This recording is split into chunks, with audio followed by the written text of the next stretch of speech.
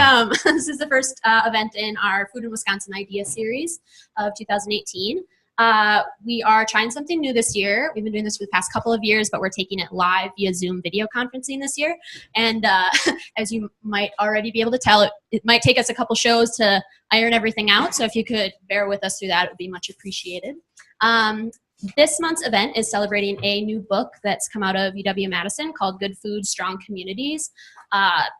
The second part of that is promoting social justice through local and regional food systems.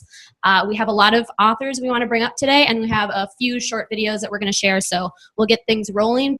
So without further ado, this is Martin Bailke, one of the book's two editors, and I'll just have you introduce yourself and answer just one two-part question, which is what is the book about and who should be reading it? So what's the book about? What I've been telling people is the kind of the elevator answer is that it's a snapshot of the state of community food systems across the U.S. between 2011 and 2015, which was the duration of the project. And so, like any snapshot, there's no definitive rendering of anything. So the various chapters on food distribution, food production, food policy councils are all really a snapshot that's portrayed by the person or people who authored that particular chapter. There are 14 chapters, and they were written by 19 different authors, some working by themselves, others working together in different combinations. Most, but not all, of the 19 authors were associated with either UW-Madison or UW Extension. The 14 chapters in the book deal with different things, but they are tied together. As editors, Steve and I tried to tie them together really through two lenses. The first one is a systems approach, which was characterized by a graphic framework that we worked very hard on, that is on the back of the handouts here, and that Lindsay will actually be talking more about in a couple of minutes. The second lens that we used was a values-based foundation with a particular emphasis on food justice and racial equity. And that's a thread that runs really consistently throughout all the chapters. And again, as editors, we really wanted to try to make that work.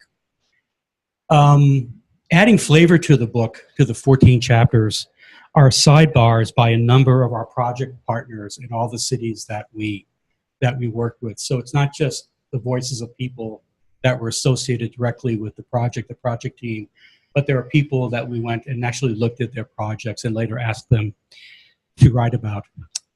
So finally, to answer who should read it, I'm just going to read a paragraph from the book because it's as good as anything.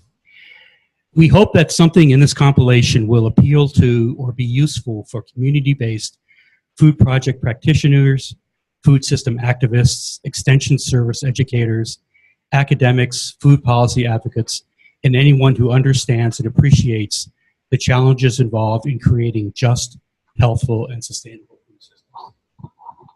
Great, thanks, Martin. All right, next we're going to have Lindsay come up. I think first Greg is going to show a short video, but if you want to come up. My name is Aba Ife-Oma, and I'm from Detroit Black Community Food Security Network. Food justice is seeing the same quality of food, whether I'm in the suburbs 12 miles away or whether I am at the corner. It's gotta be something that I can also grow. It's gotta be something that I can not be afraid to have my children dig in the dirt and grow, afraid that there's something in the dirt that's gonna hurt them. Hi, I'm Kaylin Nichols. I'm from Oconto Falls, and the organization that I'm in is FFA. And I think food justice is when everybody has healthy, organic food for schools and in their homes. My name is Larry Adams, Walnut Way Conservation Corporation. What is food justice? Food justice would be the opportunity for all individuals to obtain clean, healthy food. Food that has nutritional value, food that is not contaminated, laden with drugs, antibodies that will cause cancer-ridden properties. Food that does not have an individual craving for insanity. Food that is alive. This is Lindsay Day Farnsworth, and I'll have you introduce yourself, and you could tell us what the CRFS framework is. Sure, yeah, great, thanks. So I'm Lindsay Day Farnsworth. I did my PhD work as a research assistant on the Community and Regional Food Systems Project, and now I'm a postdoc at the Center for Integrated Agricultural Systems here on campus, and able to continue some of the work started during my research assistantship over the past couple of years. So to answer your question, since the proposal stage of the project back in 2010, the project has had a systemic depiction of the dimensions of community and regional food systems. Are we going to be able to see the slide, Greg, of the... While you're doing that, I'll give a little bit of background, but it'd be great to get it up at some point. And this framework from the beginning has had at least two different aims. The first was to really differentiate community and regional food systems from corporate or conventional food systems. And then the second was to articulate the dynamic relationships between biophysical, social, policy, et cetera dimensions of the food system. And over the course of the project, the framework evolved dramatically, both with input from community partners that we've had, academic colleagues at peer institutions, and then a great deal of input from project staff. And what we have on the screen now is the iteration that appears in the book. And I'm just going to spend a couple minutes talking about sort of the different components to it and how it relates to some of our work. So as I mentioned, in the most basic sense, the framework depicts the different components of a community and regional food system. So in that inner right circle, we have food value chain activities. So production, distribution, marketing, consumption. And then in that outer circle, or the enabling environment, we highlight conditions, interrelated conditions that affect what types of outcomes we can see from the activities of a food value chain. So that's going to include policy, public health, economics, the natural environment. And then in that left wheel there, we have different values that also factor into community and regional food systems and set them apart in many ways from more traditional food systems. So, you know, justice and fairness, thriving local economies, sustainable ecosystems are some examples. And it's important to note that the majority of the value fields in that left wheel actually were developed in the early 2000s by the Community Food Security Coalition under the leadership of Jeanette Abinader. But over the course of the project, they were adapted and incorporated into our work in partnership with the UW Extension Center, or Community Food Systems team. And I think that the most important contribution that we collectively made was the addition of the systems thinking and cooperation component. And I think it became really clear to us as we were seeing how this work was playing out in communities that in successful instances, it's really crucial to maintain a systems view if we're gonna really advance those values in strategic ways, and that it requires cooperation and collaboration both across disciplines and also sectors. So as I noted before, the framework also nods to the interplay between different components of the food system. And we really try to capture that. Initially, we had grand ideas about how this was going to be animated, and so that blue sort of rope or gear around the two main circles with the arrows was going to move. But the idea that we're trying to communicate there is that those values in that left wheel are really driving the activities in that food value chain. And this is really key because what differentiates strategies that promote community and regional food systems is not that they're happening at the local or community scale, but that they're embedded with social, ecological, and economic motivations and outcomes that would really result in a very different food system than the one that most of us are familiar with.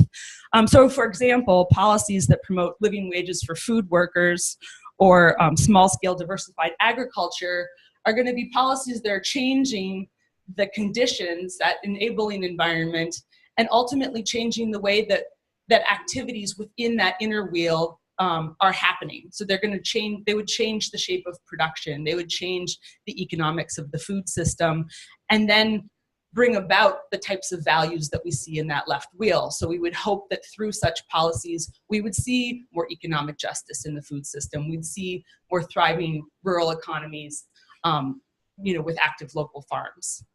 On the next slide, Greg, thank you. We have a different rendition of the community and regional food systems framework. And I think what we're trying to do here is just connect with different ways of thinking about how those value lenses could be used. So here, they're displayed as though they're grow lights, and they can color the way that we approach and think about any number of the activities in that other wheel. And I think over the course of the project, we recognize that oftentimes we talk about how a project advances many goals. And I think that there's a great value in being clear about which goals a particular project is likely to advance, while keeping the other ones in mind. I think it's rare that you'll see all 7 of those values actively represented in a given project, and that's okay. But it's valuable to think about which ones are the priorities. And just one last word, I know that it's time to transition, but this framework has not only influenced the content and structure of the book and much of our thinking over the course of the project, but it also led to the development of a community food systems toolkit that's now maintained on the UW Extension Community Food Systems Team website. And so those resources are free and available to food systems practitioners, community members, whoever would be interested in seeing them. And they're actually organized in all 3 different ways. So you can search tools by value field, by policy, or by any of the food value chain categories. So I'd urge you to take a look at that. I think it will be flashed at the screen, at least for remote viewers. And yeah, with that, I'll hand it back to Morgan. Great, thanks so much, Lindsay. And we are pretty much on time, so Perfect. you're off camera. Do we have one more video to show in this space too? Before, Es Lelitza García, vengo del sur de Milwaukee, representando a la comunidad hispana, trabajo en United Community Center. Para mí, comida saludable es la comida que es fresca, llena de vitaminas, que ayuda a tu sistema y a tu cuerpo a estar más saludable, a sentirte mejor, tener más energía y mantiene tu sistema digestivo saludable. Hi, my name is Jacqueline Williams. I'm from Milwaukee, Wisconsin. I'm currently a grad student at the University of Illinois Springfield in public affairs reporting. Food security on a personal level is, to me, in my family, is to ensure that I have safe and healthy food, that I know where the food is coming from, how it's grown, how it will affect my body. And I think that the government has kind of pulled the wool over our eyes in a lot of respects where we trusted them. We just had an inherent trust that whatever was out there on the market was good for us, and it wasn't. And now my eyes are being opened, and I'm much more careful. My grandbaby here, Alea, is really the catalyst for me, for my growth and understanding food and organic, sustainable systems, because she has 3 allergies to wheat. What else she allergic to? Eggs. And Cow milk. Okay. And pizza. Alea, do you know for a fact that you're going to eat every day? Yeah. How do you know that? Because you eat every day, you're going to be full. okay, great. I think our next guest is going to be Anne. Is that correct, Greg? Okay, sounds good. So Anne's joining us remotely from the Twin Cities. Anne, can you hear okay? Are we able to hear Anne? Yep, I can hear you. Okay, sounds good. I'll let you introduce yourself, and then if you could answer a 2-part question for us. In your research, did you see much potential for urban agriculture? If yes, what do you think needs to happen to achieve that potential in American cities? Sure. So I am Ann Pfeiffer. I worked with this project as a graduate student in Madison, Wisconsin, and I am now a staff person at the University of Minnesota, working to some degree on similar work. My title is the Organic Program Associate. So I'm able to work on soil health and cover cropping and generally organic agriculture. So I'm excited to jump back into this urban agriculture work today and tell you a little bit about what I was doing. So to answer your question, I do see a huge amount of potential for urban agriculture. I think it's first important to talk about what we define as the potential or what the goal is. Nodding to the framework that Lindsay shared, there are just a huge number of different reasons that people engage in urban agriculture. And so for some, that is a commercially profitable small business growing microgreens or something in an indoor environment. Other folks are really engaged in trying to provide healthy food to nearby residents or provide social engagement, after school programs, job training, green space, or other ecosystem services. So there's a really wide range of goals, which is awesome and provides a lot of creative, innovative synergies in urban agriculture, but can also make it very difficult sometimes to really evaluate whether or not a program is successful. In terms of food production specifically, my visits with a lot of different urban agriculture projects show that people really need more specific technical assistance. So to make urban agriculture more productive and to increase its potential, people need to be thinking about problems that are specific to urban environments. Sometimes that is soil related, sometimes it's land tenure, sometimes it is policy related about what kinds of buildings or even a place to store their tools growers have access to. And a lot of people come at urban agriculture from a non-traditional background. So thinking about ways that we can take existing resources and translate them into language that's appropriate, and that may be English in just a way that is accessible to a non-farmer or non-biology trained person, or it may be translating those materials into a different language. A huge number of our urban growers are coming to the US as immigrants or refugees and may need language translation or video or non-written materials. So making that information that we really take for granted at land-grant universities and getting it out to people in a way that they can use it. The other thing that I think would really maybe singly make urban agriculture a higher potential is strategic planning. I think that because there are so many different goals, a lot of urban agriculture projects sort of go into it with this idea that they're going to grow food and they're going to support their community and they're going to have a profit and they're going to do all these other things. And I think too often they get a few years down that road and realize that they're not doing any of those things very well. So I think a lot of organizations would really benefit from being clear with themselves, because we all want to do everything, right? And most of us can't do everything quite to the degree that we'd like to. So being clear about, is their goal really to produce a lot of high quality food? If that's the case, then maybe they need to hire a farmer who's really well versed in growing a lot of high quality food. If their goal is to engage a ton of volunteers and community members, then maybe they're going to make some choices about growing different kinds of crops that are easier to bring people not familiar with agriculture into.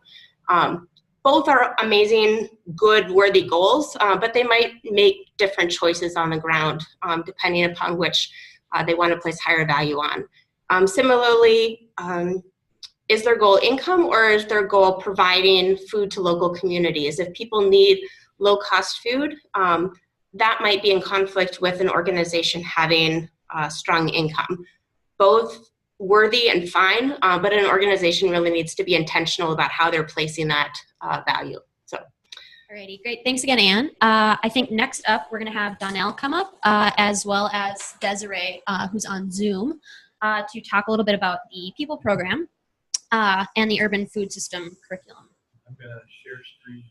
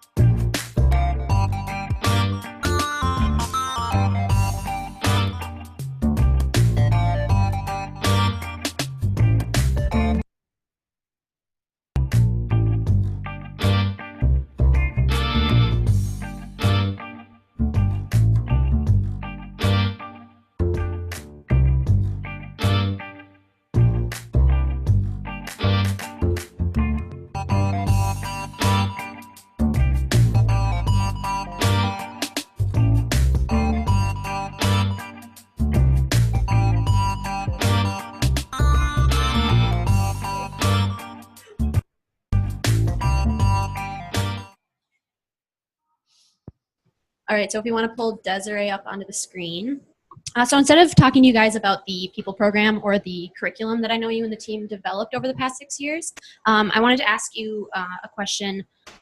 Why should young people of color consider pursuing careers in the food industry or in community food systems? And what kind of barriers do you think that they face?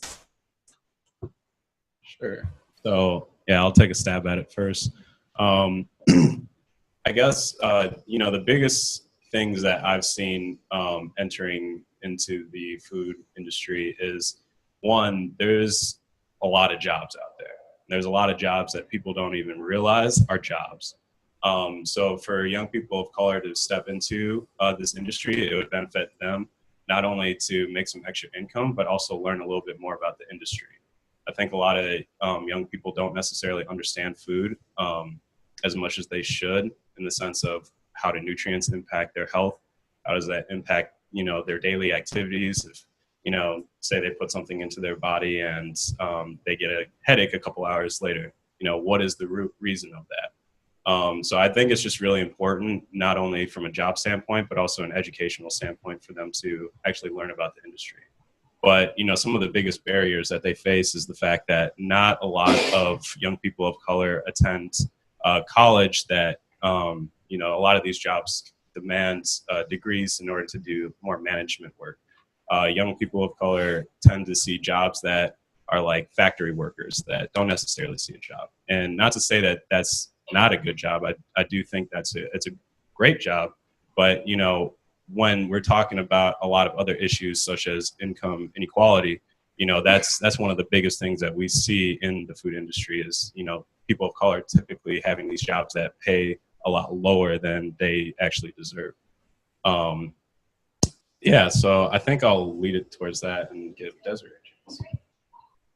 Yeah, so it was definitely a great points to bring in. I'm just adding to that, kind of answering the question about why it's important. I would kind of break it down to me in 3 different things that would be the reasoning as to why people of color should go into these different food industry careers and be involved in the food community systems. For one, we all know that there's 3 things that we need as humans to live, and that's air and food and water. So with that being said, I mean, we all need to be included when we're in the discussion. On top of that, I mean, there's power in representation and there's power in numbers. And, when we talk about power and representation, I mean, we need people of color, in food industries and taking a part of the food community systems, because, I mean, we see in history, in our past in this country, that whenever there's a homogenous group of people making all of the decisions and things of that sort, there's going to be minorities always left out every single time. So with that being said, it's very important to make sure that we have the representation, so that, for instance, when you look at African American communities, and particularly, you go to like corner stores and grocery stores, and you don't particularly see, the owners of these stores being African Americans or, being a part of that community.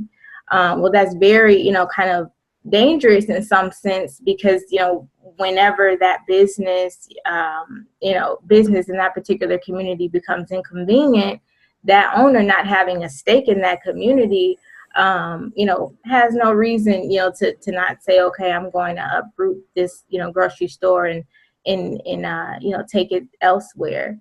Now, if we have someone that's a part of that community as a minority that may have a grandmother down the street or know someone in the community and says, if I move my grocery store somewhere else, grandma, she doesn't own a car, how she's going to get to the grocery store, So, I mean, that's just a simple breakdown of, just an example of why it's very important to have that representation.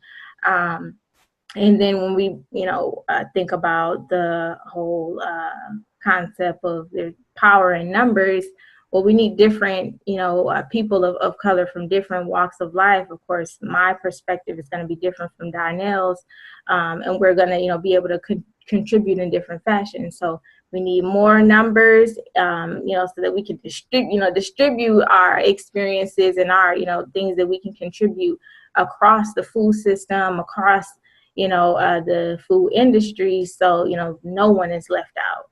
So that's why it's very important. And what was the other question? Make sure I'm not leaving out anything. I know I can get winded.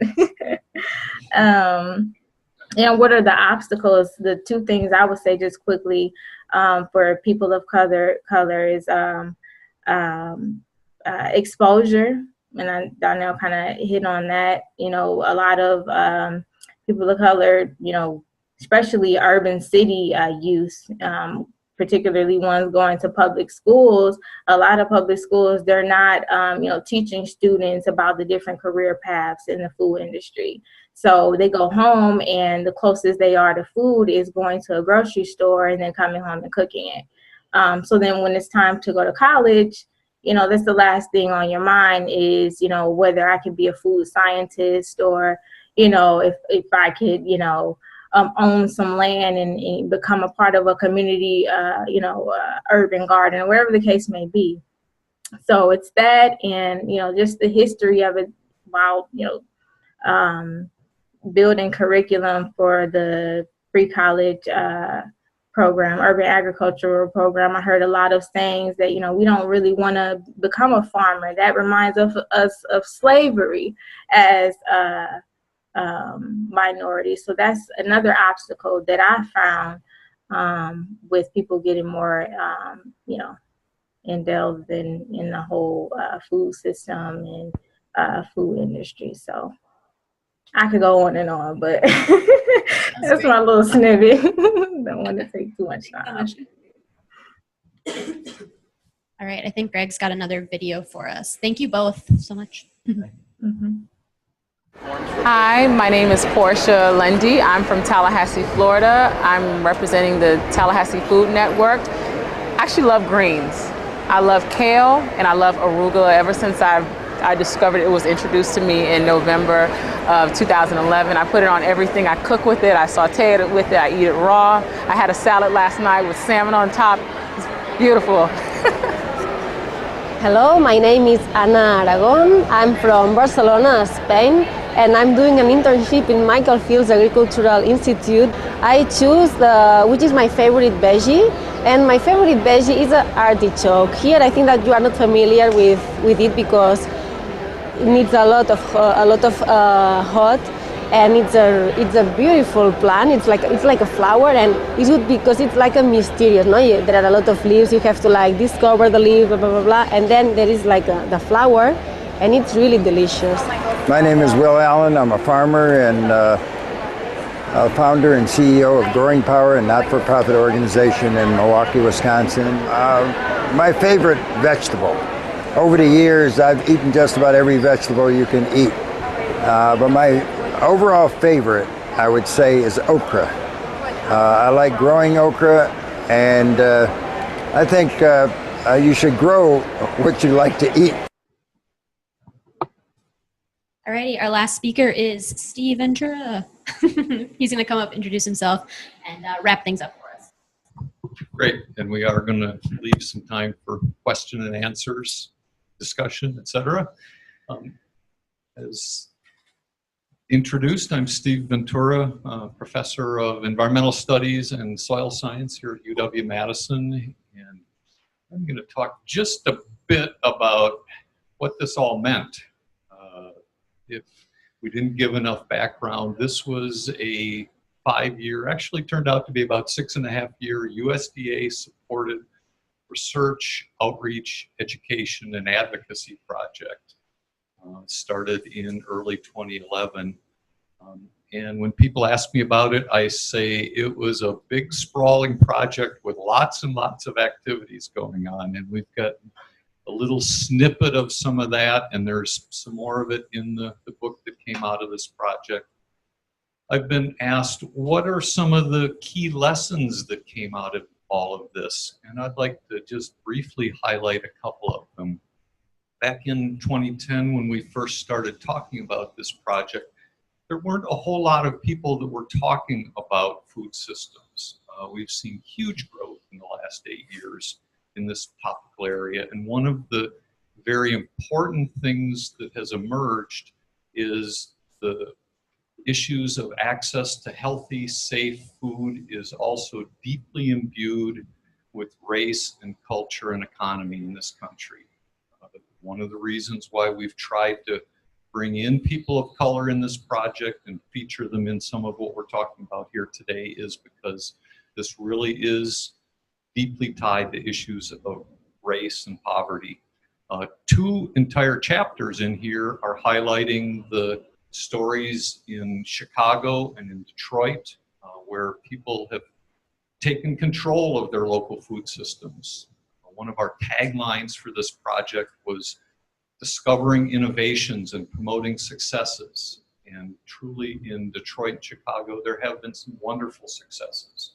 And the chapters in this book highlight some of the struggles and some of the ways that local people have managed to wrest control of their food systems.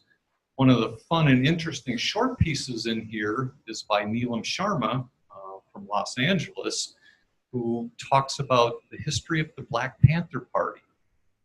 Now, when you think of the Black Panther Party, you think the FBI's most wanted list and terrorists of the 1960s.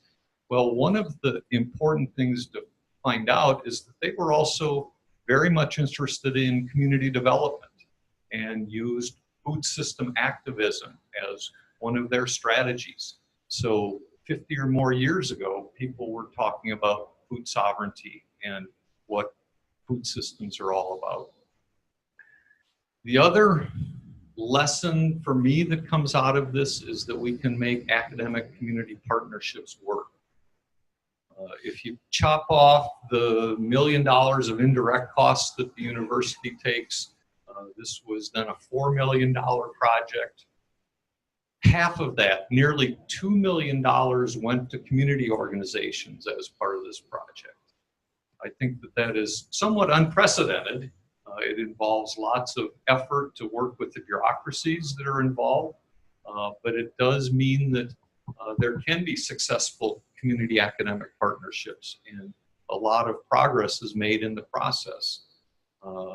And because of these enduring partnerships, there have been a number of spin-offs from this project. In Milwaukee, we have the Institute for Urban Agriculture and Nutrition, which is reinventing itself. I've been involved with something called the Growing Healthy Soils for Healthy Communities project in Milwaukee, looking at issues of urban or contamination of soils with lead.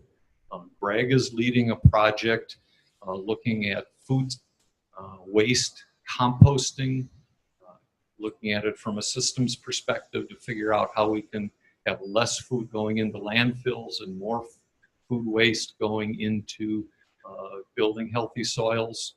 And Martin mentioned we are just gearing up for creating a school for urban agriculture here as part of the UW campus. So there are a number of spin-offs that came out of this project as well that also extensively involve community partners. So I think there are some very useful things that have come out of this project and will endure. You can read all about it in this book. I want to take just a minute to do a few shout outs to some of the other authors that were involved in this effort.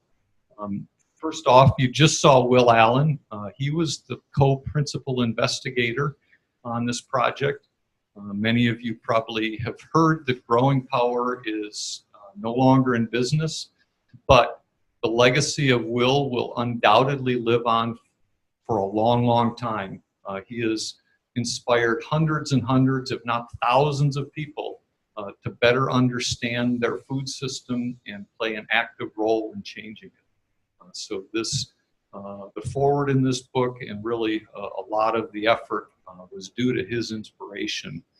The next shout out is for Greg Lawless. who called me up one day in 2010 and said, "Hey, Steve, would you put in a letter of intent for this RFP that I see? It's $5 million. Why don't we take a shot at it?" And Greg has been a great project manager along with Martin since then. He has now earned the title of Zoom Master, and you can put either one M or two M's in that word, Zoom Master, because it was a big sprawling project, and he did ride herd on a lot of the animals running around over time. Who else? We have, Greg Rosenberg's in the back. He wrote the chapter on land tenure issues along with graduate student Nate Ela. Who do we have here? We have Anne you saw, talking about growing urban food. Lindsay, Una Mackesy Green was an intern that we hired that did some wonderful translation of English to English. We had a number of our community people that were interested in contributing to the book, but didn't, for whatever reason, want to write, but would rather speak about it. So Una interviewed these people in ways that really led to some very nice written material for the book. Michelle was back there with the sidebar. Yes, Michelle Miller wrote a sidebar with the Center for Integrated Ag Systems. Alfonso Morales in Urban and Regional Planning wrote one of the chapters and co-wrote one of the chapters. Monica Tice in Nutritional Sciences, Food Sciences, wrote a chapter with some of her experience working with the Middleton Urban Ministry and with the UW Police Department to help them become more aware of what they're putting in their bodies. Healthy food makes a difference. Some soil scientist that knows very little about soils wrote about composting. And the chapter about Detroit was by Nicodemus Ford, who's a longtime resident of Detroit, along with Jeffrey Lewis, recently retired from Extension, and Samuel Pratch. Stephanie Calloway and Angela Allen in Milwaukee joined with Greg to write a chapter about collective impact, and we really do see that going on in Milwaukee, particularly the impact that the Milwaukee Food Council is having at this point. Desiree and I teamed up on the chapter about the People program, and I would be very remiss if I didn't also mention and honor the late Jackie DeWalt. She was someone that listened to that crazy soil science professor when he proposed to include a urban ag component in their summer high school program. And I probably should make a shout out to George Reistad too, who was the first intern on that project and got his career launched in food systems. Yay, George. Lindsay, Margaret Crome wrote about policy. Will Allen's daughter, Erica Allen, and a couple of her colleagues, Roger Cooley and Laurel Sims, wrote the chapter about the Chicago story. And one other shout out, and that's Dan Sider, who's our technical editor that made all this flow together in a very good way. So, with all those thank yous for working with a bunch of really talented people, I'm going to turn it over to Martin, and he can say one more word. And one other shout out to the University of Iowa Press, who wanted this book very much as part of a new food series that they are instilling. And just prior to this, there was another edited volume which was related to our project that was co-edited by Alfonso Morales and Julie Dawson from our campus. So we shout out to the press as well. Good. And a room of one's own bookstore is carrying it locally. We do have one question online, and then we should open it up real quick to the audience. Okay. Here, Lynn Walter asks, what role could farm and food cooperatives play in promoting good food, food justice, and healthy people and communities? what role can't they play?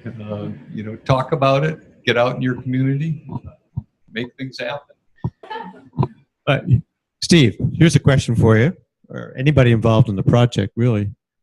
Let's imagine instead of $5 million, the grant was for 10. And you'd use that additional 5 to make the project international. What different do you think you might have learned? Or another way, what are the international implications of what you guys found? Steve, you remember the Liberian visitor? Urban agriculture. Go for it. Well, I'm not on camera, but go like this. We had someone from Liberia visit us, and he brought a book with him. And I remember thinking that the pictures in the book and a lot of what was going on in Liberia looked like urban agriculture in the United States. And he was here for a while. He went to Cedar Rapids with us. I met him in Chicago. He went to Detroit. He went to Milwaukee. And we promised we were going to write a big $5 million grant someday. And in fact, I think we should, because like I say, the urban food issues in a place like Liberia are similar to Milwaukee, Chicago, Detroit in a lot of ways. And the possibility of empowering people to provide food for themselves. And also there's funding. We talked about it, that the European Union funds a lot of research in other countries, and I think Wisconsin could be, University of Wisconsin is or should be seen as one of the top flight schools in this country on food systems, and we should be involved in research in Africa and taking those European funds and doing some research. Yeah, and I would just add that tagline, discovering innovations and promoting successes. We certainly have things we can learn from developing countries. There's also some fascinating work done in intensification of agriculture in urban areas, particularly in Southeast Asia and some of the European countries, where they're getting huge amounts of production in a small amount of space. And that was actually one of Will Allen's key points in his greenhouse on 55th and Silver Spring in Milwaukee.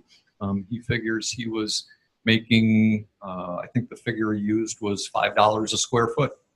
And if you were to translate that to per acre, that's about $200,000 per acre.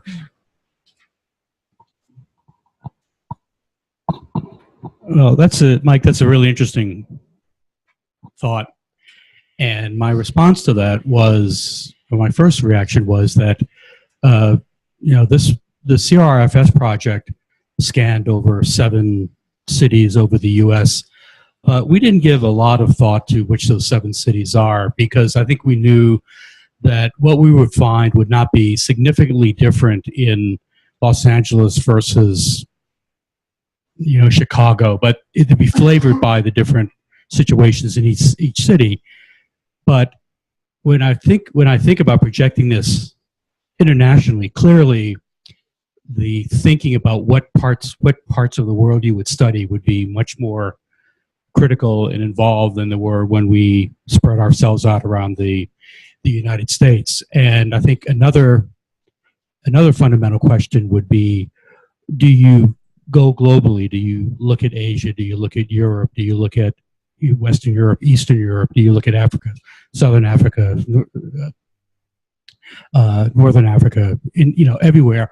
Or do you find a place like India and realize that there may, again, just like we found in the United States, there may have been some similarities there, but radical differences, which part of India you were going through. So I would love to have the opportunity to do that, but I would think that the upfront planning for that to really maximize it would be a real challenge, but I think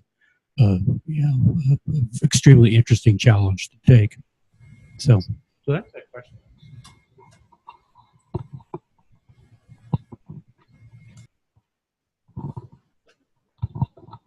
Hey, so from a systems thinking perspective, I'm a little curious about how this food systems approach or framework interfaces with other systems like the healthcare system, education, government. the economy.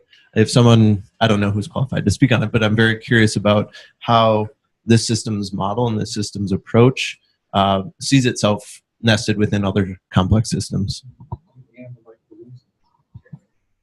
Yeah, that's a great question. And I think it was a real challenge for us to figure out kind of where to draw the boundaries around this project. And it took quite a while to do that, because you're absolutely right. It's, you know, and we're dealing with this in work at the Center for Integrated Ag Systems right now. When looking at farm labor, you quickly get into immigration issues and healthcare. And so the challenge with any system is that it's likely nested in interlocking and concentric other systems, right? And so I think what we tried to do in putting the enabling environment around the food value chain was to acknowledge that what's happening in those other systems influences what our range of options are across the food value chain.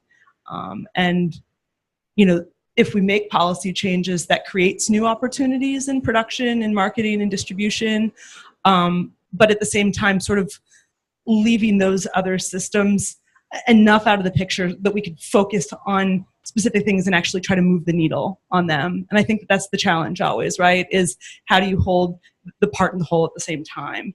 And for us, that value chain and the social values on the left side of the wheel were where we decided to put our attention in this particular project. We have time for one more question, and I saw a hand in the back here somewhere.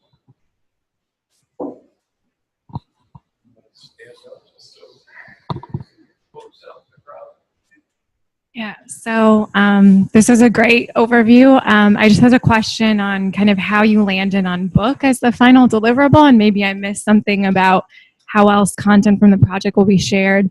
But it seemed to me like these types of stories can be turned into video vignettes, or how does the conversation continue instead of just a $35 book that frankly is overwhelming for practitioners potentially. So just wondering how to keep kind of these thoughts moving forward. Yeah, good segue question. We wrote a book because that was what was promised in the proposal to USDA. There are two websites that were immediate spin-offs of the project. The Extension Community Food System website that has the kind of materials that Lindsay was talking about, and then a website maintained by UW Department of Horticulture that has the Urban Ag Production Manual associated with it.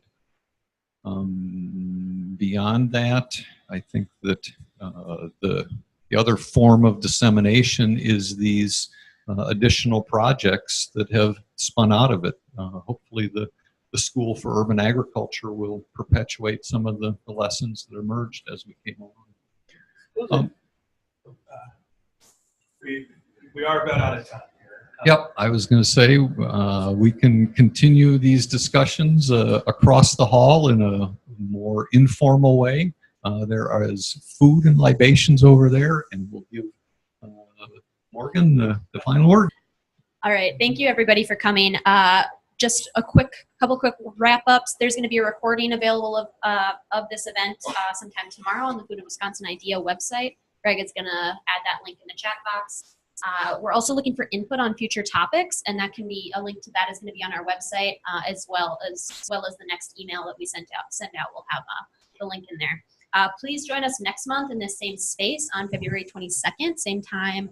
3:30 to 5:30, School of Human Ecology is going to be hosting, and the topic is Food Systems, Nutrition, and Health, Exploring Pathways to Accelerate Impact. Heidi Busey is going to join us and talk about her and her colleagues' work in Ethiopia on food systems and their impact on nutrition and public health, and how we can learn from those projects here in our work in Wisconsin. So thanks again, everybody, for coming.